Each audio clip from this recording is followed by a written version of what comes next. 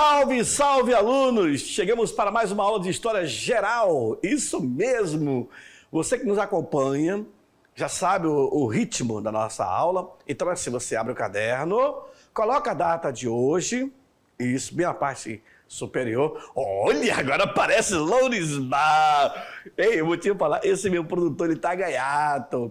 Bom, muito legal, gostei. Coloque a data de hoje e depois, quando eu começar a dar aula, explicar para vocês, vai aparecer o título da aula. Aí vocês façam as anotações. Para que isso? Você procura anotar tudo aquilo que o professor está falando. É uma espécie de resumo. Para quando você for fazer a prova, você pega o seu caderno e vai revisar tudo aquilo que foi falado. Aí você vai ter uma noção mais ampla de todo o assunto que foi abordado durante a aula. Lembrando que esse ano você irá fazer a prova do Enem. Lembrou? Eu preciso estar lembrando vocês. No final do ano, vocês vão colocar em prática tudo que vocês aprenderam durante a vida inteira. Lá do ensino fundamental 1, fundamental 2 e ensino médio. Ok? E aí vem a prova do Enem, que é um termômetro. Vai medir aí a tua capacidade para poder entrar na universidade. Mas, claro que vocês também estão se preparando para isso. Façam bastante leituras, pesquisem, vão atrás de informações para interagir. Porque o Enem é assim, ele vai medir a tua capacidade intelectual. Fechou? Na aula de hoje, joga no quadro, olha aí, nós temos a aula 36.1. Essa aula, rapaz, já estamos quase acabando, hein? São 54 aulas. Basicamente, eu creio que semana que vem já era, né? A aula de hoje, iremos abordar o tema luta pela redemocratização. Isso aí dá muito pano para manga, né? Para quem sabe, o Brasil é um país democrático. Quando teve a interferência dos militares, em 64 até 85, para alguns historiadores, para algumas pessoas, tem um modo de dizer que foi um golpe. Quando eu explico esse assunto, eu abordo esse assunto, eu faço a explicação em detalhes. Por que o nome golpe? Quem é que fala golpe? Por que golpe? Que na verdade não foi golpe. Foi uma interferência militar. Mas, depois, quando acaba, vai existir um processo de redemocratização. Cara, essa palavra aqui, democracia, ela é muito bonita, mas no papel. Na prática, ela é diferente. Infelizmente, boa parte das nossas leis, elas são assim. Muito bonitinha ali, mas essas leis acabam tendo muitas lacunas. É quando o advogado, a justiça entra e consegue derrubar muitas dessas teorias. Na aula de hoje, também iremos estudar sobre o que foi a campanha da Direta Já, a eleição de Tancredo Neves, como vai acontecer, o passo a passo, como foi que se deu. O governo de José Sarney, esse foi um governo punk, o governo que mais enfrentou porrada econômica na época. E, por último, a elaboração da Constituição de 1988. Isso foi um tempo desse, tá, aluno? Nós estamos falando aí de 85 para cá. 8, 9, 10, 20, 40 e poucos anos, quase 50 anos, 40 e poucos anos, tá bom? Então vamos lá. Essa era uma faixa que retrata movimentos diretas já. O que veio a ser isso? Voltar o povo a escolher o seu presidente. Nós estamos saindo de um período de um regime militar, onde os militares estavam dando a carta. Houve uma pressão tão grande da sociedade que eu creio que foi o Geisel que falou desse jeito: vocês vão sentir falta. Hoje vocês estão vendo a atual situação do Brasil, o que a política está fazendo, o que os gestores públicos à frente dessa gestão estão realizando. Então, como eu falei, a palavra democracia ela é muito bonita. Na teoria, mas na prática é outra. Se fala muito em um autoritarismo judicial, onde uma única pessoa começa a mandar e desmandar no Brasil. Existem 3 poderes, senhores: o legislativo, o executivo e o judiciário. Esses 3 poderes, eles têm que andar harmoniosamente, ou juntos, de forma harmoniosa, harmônicos. Mas não é isso. Literalmente, o legislativo, o Senado, está sendo proibido de fazer muitas coisas, o Senado e a Câmara. Eu tenho o executivo, que é o presidente, que acaba não fazendo também nada, e o judiciário é que tem total aval aí. E isso se acentuou desde a última eleição passada. Então é complicado a atual situação que passamos hoje. Esse movimento da Direta Já, ele foi um movimento intensificado no Brasil, certo? Um movimento intensificado no Brasil que pedia o retorno da redemocratização. Por que disso, senhores? Porque nós estávamos saindo de um regime militar, onde tinha perseguição às pessoas, a grupos, etc, etc, etc. Tá bom? Olha lá. Faixas como essa aqui, ó. Amanhã vai ser um outro dia. Inclusive, intelectuais, pessoas que se diziam intelectuais naquela época, pessoas que tinham uma certa liderança, começaram a abraçar essas causas. E aí não vou citar o nome deles aqui para não dar holofote para eles, mas a sociedade, e eu vou dizer, tá? Essa daqui era a elite brasileira. A mesma elite que pediu socorro aos militares para que eles não deixassem o Brasil passar a ser um país comunista, um país socialista. Naquela época, olha, quando foi instalado no Brasil o regime militar, de 64 até 85, nós estamos na famosa Guerra Fria, tá, senhores? Então vai haver a interferência da União Soviética, a interferência dos Estados Unidos, e o Brasil acaba passando. Mas não somente no Brasil que vai acontecer o regime militar.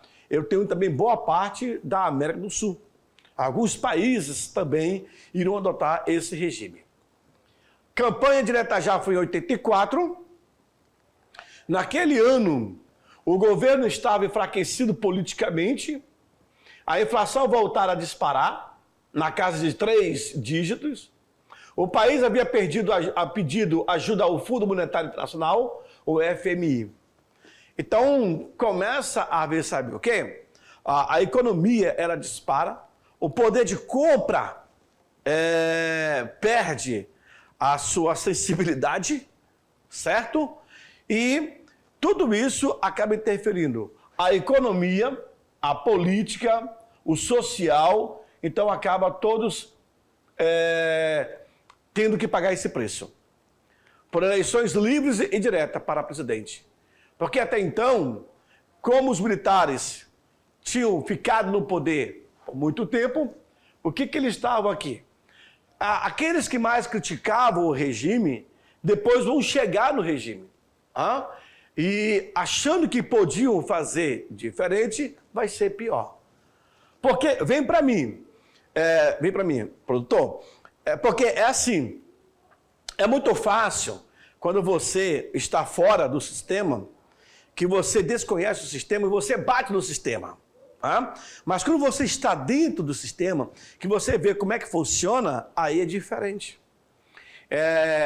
Os críticos, eles aparecem fora do sistema. Mas quando entra, ele vê que não é bem assim. Então, isso aconteceu com aqueles que eram contra ao regime militar. Aí depois, quando chegam no poder, fazem até pior do que eram críticos lá fora. Isso, de fato, acontece. Tá certo? Vamos lá. Continua. Ok? Vamos lá. Na sequência. Olha aí. Olha só essas figurinhas. Aqui nós temos o FHC, Fernando Henrique Cardoso. Aqui eu tenho quem? Tancredo Neves. Aqui eu tenho quem? Ulisses Guimarães. Aqui eu tenho quem? Leonel Brizola. Eu não quero arriscar de quem vem a ser essa senhora. Eu não sei se era a Heloísa Erudina. Eu posso cometer alguma falha. Esse aqui também eu não lembro quem vem a ser. Tá? Mas todos esses camaradas eram influentes na sociedade.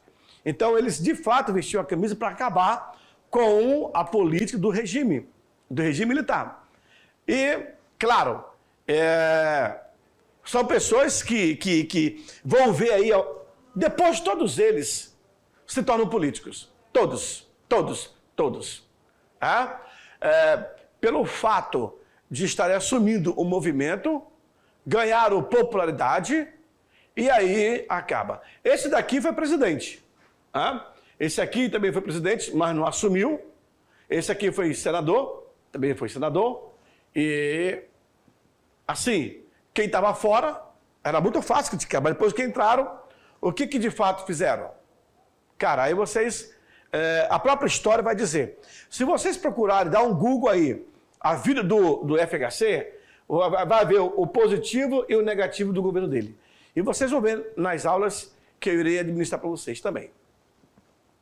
As greves ressurgiram, os partidos se reorganizavam, a eleição para governador havia sido estabelecida.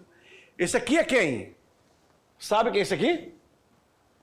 Sabe quem é esse cara aí? Sócrates, exatamente. O jogador de futebol, Sócrates, acaba dando alguns depoimentos a favor. O movimento da direita já começou com um comício diante do estado do Pacaembu, em São Paulo, no dia 27 de novembro de 83. Continuou em Olinda, Pernambuco, e depois foi para Curitiba e também em Porto Alegre. Então o movimento crescia no Brasil. O movimento crescia porque aqueles que eram contra o regime militar, aqueles que fizeram levante, movimento, eles eram perseguidos. E o regime tocava o terror mesmo, era o controle. Porque era isso que também fazia o regime socialista. Para causar a baderna, causar o transtorno. E era necessário criar um controle. E aí os militares iam para cima. Claro que essas personalidades do passado viam a possibilidade de brigar. Alguém vai dizer assim, mas eles brigaram para você ter liberdade de hoje. Não, eles brigaram com o interesse deles. Mas você tem que agradecer. Não agradecer a ninguém. O sistema em si, ele vai acabar. Não vai ser eterno, não. Tá bom? Engane-se quem tenta colocar na tua cabeça a ideia de que esses camaradas aqui foram lá e fizeram diferencial. Eles simplesmente estiveram à frente e tomaram proveito disso. Cadê os outros? Cadê os outros aqui atrás? Tiveram a mesma oportunidade? Claro que não. Então, é necessário colocar o pingo no i, né? Em janeiro, o movimento se espalhou pelo interior do Paulista, por Salvador, por Vitória, até seu auge da Praça da Sé, com estimativa aí de 200 mil a 300 mil. Bom, isso aqui também era o que dizia os tabloides, os jornais daquela época. Você vê aí que quando é o interesse do governo, ele aumenta o número de gente. Quando não é, ele diminui. A gente começa a perceber essas manipulações, é incrível. Que quem está no poder acaba querendo controlar a mídia. E isso é prejudicial. Aí a direita já, movimento. Na verdade, o povo que está na rua aqui, 80% ou 90% desse povo é a massa de manobra, que vão para a rua para satisfazer os líderes que chamam para o movimento. Foi criado um projeto chamado Emenda Dante de Oliveira, foi a votação, e essa emenda recebeu 298 votos. E 65 contrário. Perdeu por 22 votos. Houve 3 abstenções. E 103 deputados se ausentaram. 112 do PDS, que era do governo, e 1 do PTB. Todos os 65 votos contra a emenda foram do PDS. Partido PDS, Partido Democrático Social. A palavra democrático, ela basicamente está em quase todo democrático, ou democracia, né? A palavra democracia está em quase todos os partidos. Para dar uma leveza em dizer que o partido tem foco para o social, aquela coisa. Mesmo assim, 55 acompanharam a oposição. E aí, a emenda ela não passa, vai haver a eleição de Tancredo Neves, o colégio eleitoral vai eleger o mineiro Tancredo Neves pelo PMDB, Partido do Movimento Democrático. Lembra que eu falei? Brasileiro. Esse mesmo partido, lá na frente, com o passar das décadas, vai se envolver em escândalo, aí eles vão mudar a sigla para MDB, Movimento Democrático Brasileiro. Isso tudo aí para enganar o povo. Aí depois volta a colocar o P na frente, PMDB. As siglas era para, de fato, trabalhar em cima do que se propõe, mas, na realidade, não é assim que funciona. E ele sabe disso. No dia 15 de janeiro de 1985, com 480 votos, 166 do PDS, Partido Democrático, contra 180 de Paulo Maluf. E aí, observem o quantitativo, 480 votos. Quem é eleito? Tancredo Neves. Tancredo é eleito o presidente do Brasil. Aqui Ulisses Guimarães. Ulisses Guimarães é incrível, grande cacique da política brasileira. Sumiu de forma misteriosa. Se não me engano, foi o helicóptero dele, caiu no mar e nunca conseguiram encontrar nada que pudesse trazer a memória dele. Tancredo é eleito. Isso. Será que assume? Vamos saber. Tancredo era um político de tendência moderada, era de Minas Gerais, que tinha capacidade de agradar um amplo número de participantes do colégio eleitoral. Então, basicamente, foi eleito uma pessoa que pudesse beber das duas fontes, né? Na oposição e na situação. O PMDB formalizou uma aliança com o PFL, Partido da Frente Liberal, indicando o senador maranhense José Sarney como vice-presidente de Tancredo. Então, vamos lá. Eu tenho um presidente Tancredo Neves, ok? Vice-presidente, eu tenho José Sarney, ok? Bom, feito isso, senhores, professor, e podia? Sim, podia um presidente de um partido e o seu vice de um outro partido. Hoje, os dois têm que ser do mesmo partido. Aliás, existe hoje a aliança, não necessariamente do outro partido. Na atual conjuntura política do Brasil hoje, nós temos aí aquele que senta na cadeira presidencial de um partido e o vice dele é de outro partido. Mas sempre colocando o nome democracia na frente. Vai ser lido, então,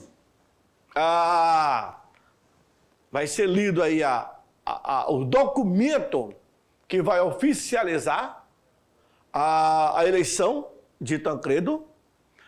Ulisses Guimarães era o presidente do Senado naquela época. Se não me falha a memória, esse aqui deve ser o Aécio Neves. Se não me engano, neto de Tancredo Neves.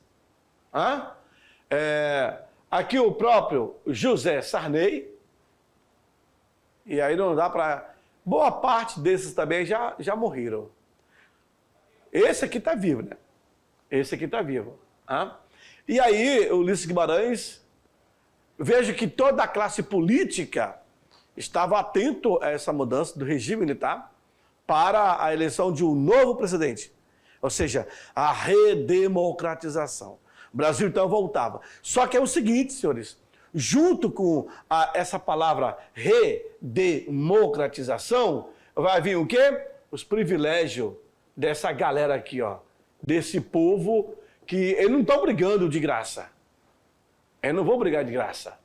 Tá? Eles vão brigar para voltar o direito de governar, de serem eleitos e ter os privilégios que o cargo detém. Então, o doutor Tancredo, ele vai ser eleito, mas não assume. Olha que legal. Na véspera da posse, no dia 15 de março de 85, ele foi internado e não saiu mais do hospital. Acabou morrendo no dia 21 de abril. Vem para mim, por favor. Como assim, professor? Pois é. Um médico que atendeu o Tancredo Neves, um médico na época, ele veio a público, se você dá um Google aí, você vai encontrar. Ele veio a público e deu uma informação bombástica.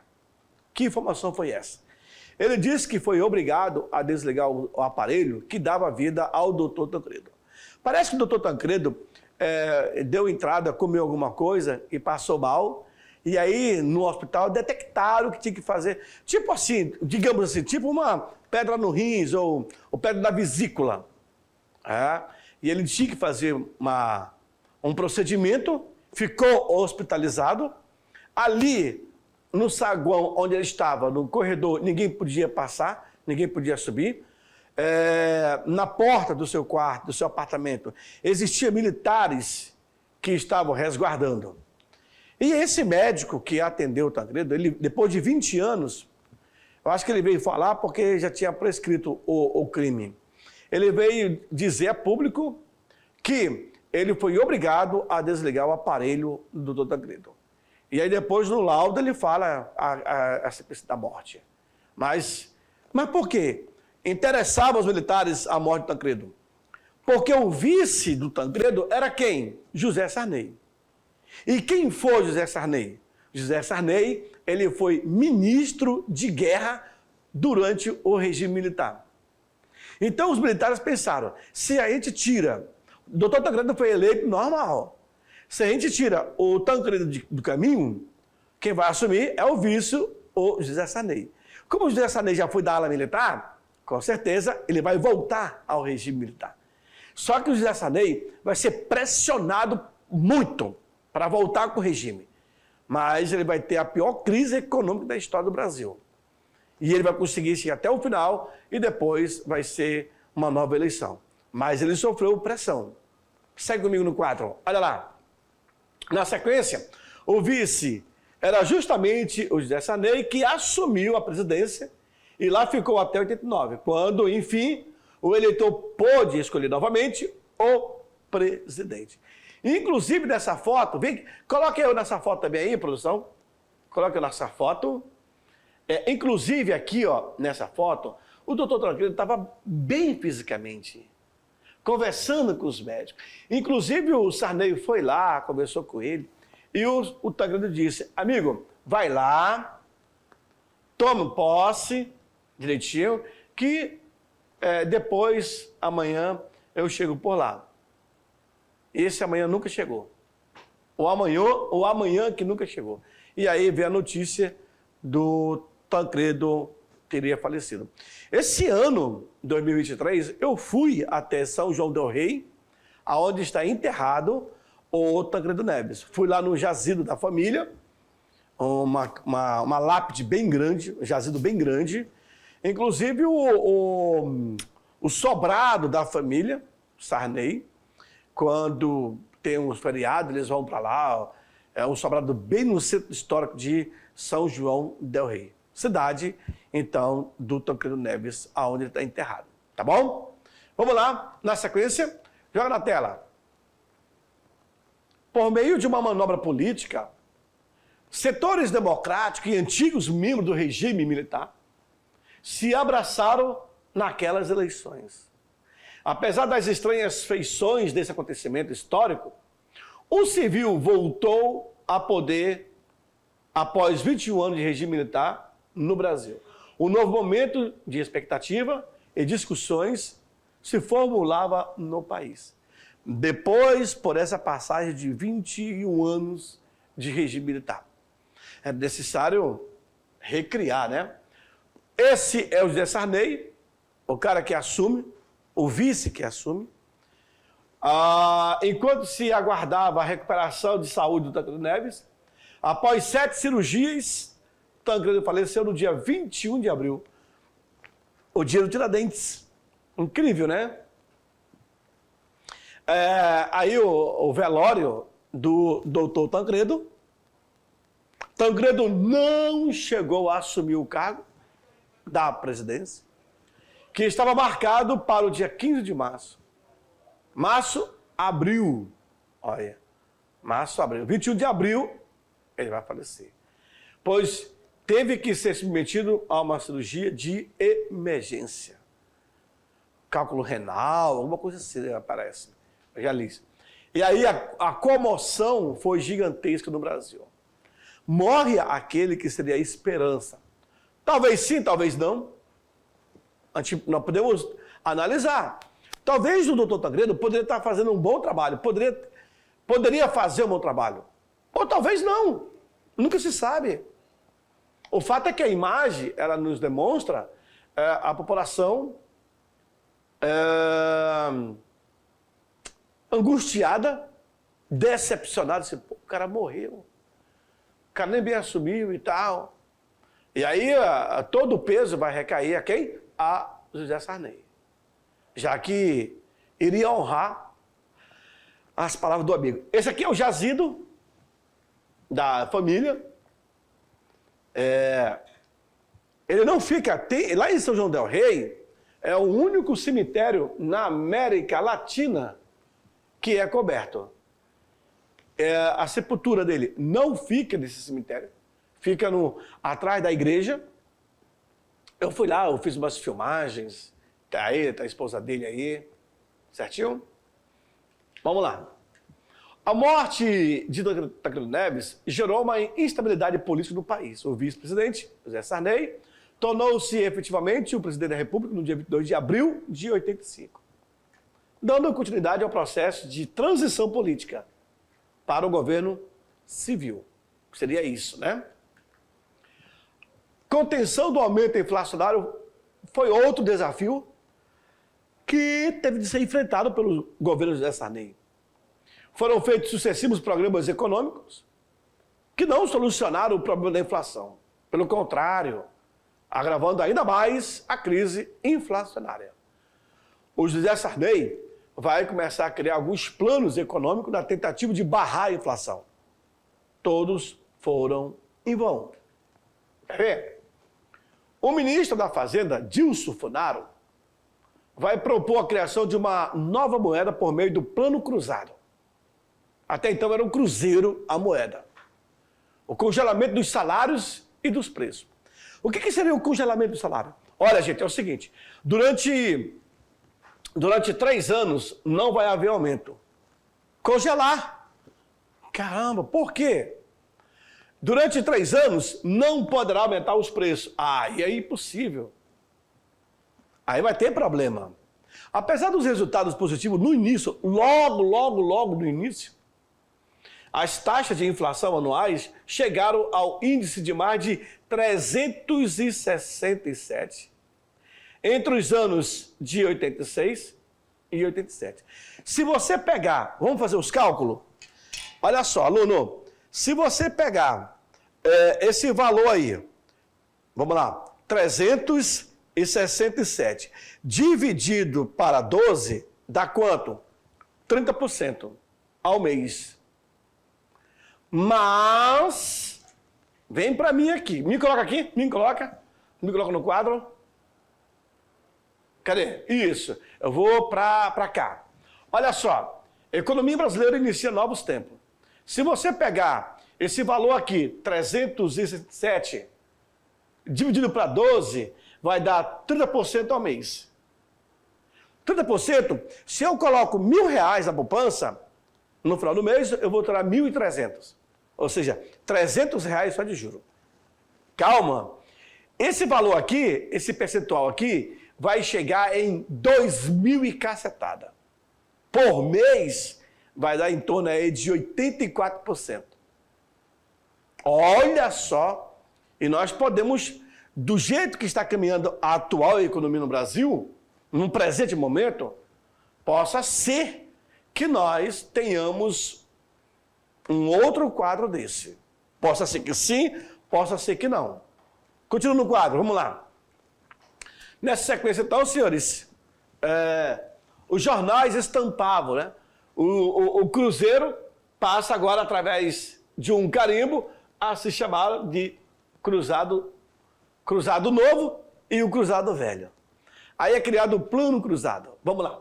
Os chamados fiscais do governo denunciavam os estabelecimentos que não cumpriam com os preços indicados aos produtos. Assim, os produtos começaram a sumir do mercado. E a inflação continuou a galopar. Aumentando. O governo, então, estimulou o consumidor a controlar os preços. Como? Aí, senhores, começa a surgir uma tabela do governo federal com o valor dos preços dos objetos. Eu lembro que a minha mãe, ela pegava um jornal desse daí, ia para o mercado, e era como se fosse os fiscais do governo. E denunciava a antiga Cobal. Né? Com isso, o que os empresários faziam? Simplesmente escondiam os produtos. Aí, quando chegava, aumentava. Era assim, joga para mim, era assim, tinha lá uma lata de conserva sendo vendida, custava um cruzado. Pensar que não, no dia seguinte, era um cruzado e 20 centavos. No outro dia, um cruzado e 25 centavos. Todos os dias aumentava. Foi aí que surgiu a máquina de etiquetar. Porque até então, os caras, quando fechavam o comércio, 6, 8, 10 horas, eles ficavam remarcando o preço. Para o dia seguinte, já está com preço novo. Você pegava um produto, aí estava lá a etiqueta. Você tirava uma etiqueta em cima da outra, eram várias etiquetas. Porque todos os dias o preço aumentava. Isso foi durante o governo de José Sarney. Logo após o regime militar. Segue no quadro, vamos lá. Por isso que, então, eles tiravam o preço e, aí, olha só a inflação. Em 88, o ministro da Economia, Carlos Bresse, promoveu outro plano para conter a inflação. O índice inflacionário anual chegava a 1.000%. Ainda está pouco ainda. Ainda está pouco. 1.000%. Ah? Aí você pega, em 89, houve o plano verão. Então, olha os planos. Houve o plano Bresse, houve o plano verão, que também não conteve a inflação anual, que chegou a casa de 1.764 ao ano. Se você pega 1.000, vamos lá, vamos para os cálculos. Se você pega 1.764% dividido para 12, eu tenho 147% ao mês. 147% ao mês. É muito dinheiro. Então, se eu coloco R$1.000, eu vou tirar 2.157. Ou seja, é muito mais do que eu coloquei. Percebe? A crise financeira do país era também decorrente de uma crise econômica global. Só que no Brasil estava piorando. Olha só, de 84, quando acabou o regime, em 85, 84, estava aqui a casa, ó, bem aqui. Mas com 89 foi aqui para cima, olha só. Quase 2.000%. Louco, né? Pois é. Houve a criação da nova Constituição, a chamada Constituição Cidadã, a 7ª Constituição do Brasil, contando com a do Império. Durante o governo de José Sarney foi criada então uma nova Constituição, a de 88, ela vai ser promulgada. Quando é promulgada, porque ela é discutida. Outorgada, quando ela é imposta. Isso no dia 5 de outubro de 88. A nova Constituição ampliou os direitos trabalhistas das Constituições de 46 e 47, reduzida aí a jornada semanal para 44, antes era 48, restituindo o direito de greve e instituindo liberdade de associação e sindical. 13º salário para aposentados e também seguro-desemprego. O que mais? Avanços importantes da Constituição de 88. O que se ganhou com ela? O SUS, como Sistema Único de Saúde do país, foi implantado. O voto facultativo para cidadãos entre 16 e 17 anos e também analfabeto. Se quiserem votar, pode votar. Maior autonomia para os municípios. Garantia de demarcação de terras indígenas. Lei de proteção ao meio ambiente. Garantia de aposentadoria para trabalhadores rurais, sem precisarem terem contribuído com o INSS. Fim da censura, a emissora de rádio e TV, filmes, peças teatrais, jornais e revistas. E redução do mandato do presidente de 5 para 4 anos. Até então, o presidente, ele tinha aí 5 anos para exercer o mandato. O Brasil passou por um período bem conturbado durante o regime, após o regime. Então, vem aqui para mim uma questão que não quer calar. Professor, se durante o regime militar, eu creio que o professor Beto tenha explicado isso, a economia estava de vento em popa, estava muito bem. Isso não foi forjado? A economia não foi forjada? Porque durante o regime militar tinha um crescimento no Brasil, industrial e etc. Mas quando acaba o regime e entra o governo de Sarney, ele vai herdar toda a crise, chegando aí a 2.000 e pouco ao ano. Né? Então, digamos, será que não forjaram? Será que não maquiaram para dar isso? Eis a pergunta, eis a dúvida que eu implanto na mente de vocês. O fato é que José Sarney cria o Plano Cruzado 1, o Plano Cruzado 2, o Plano Bresce e o Plano Verão. Só o governo de José Sarney criou-se 4 planos econômicos na tentativa de acabar com a inflação. Conseguiu? Não, não conseguiu. Quando o José Sarney sai, vai ter a eleição e o Collor vence. O Collor forma o 5º plano econômico, o plano Collor. Collor fica 2 anos, aí Itamar passa, logo vem a eleição com o FHC. É com o FHC que se cria o Plano Real. E o Plano Real, então, traz estabilidade econômica. Eu lembro na época, quando criou o real era mais alto do que o dólar. E aí foi indo, aí o real era $1 era R$1. Aí hoje o real lá embaixo e o dólar está na casa de seus R$5. Então vai perdendo essa autonomia de compra. A moeda do país ela tem que ser valorizada. Você vê aí na Venezuela hoje, o cara com milhões de cédula não vale R$1. Porque é o poder de compra. Lembra da Alemanha nazista? 1 milhão de marcos alemão servia para comprar um pão. O cara com um carrinho de mão, cheio de dinheiro, não valia nada. Nada. E é isso. Quando você tem uma política séria, pessoas comprometidas, sérias, que pensam na sociedade como um todo, e não no grupo, e não em si, a coisa anda. Caso contrário, vai todo mundo para o abismo. Acabou, acabou. Daqui a pouco eu retorno para fazer aquela revisão de 5 minutos, não saia daí, é muito rápido. O que você perdeu durante a aula, talvez eu vou estar falando agora nessa revisão. Mas é muito superficial. Já estou de volta. Tchau, tchau.